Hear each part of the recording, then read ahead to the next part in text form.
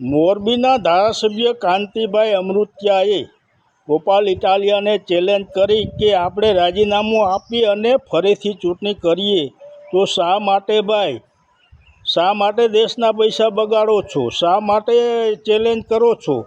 તમને ધારાસભ્ય તરીકે ચૂંટ્યા છે તો કામ કરો.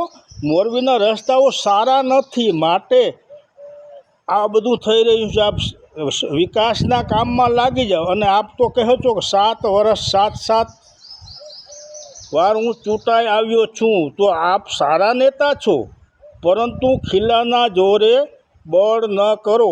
કેમ કે આપ મોદી સાહેબના હિસાબે જીતો છો.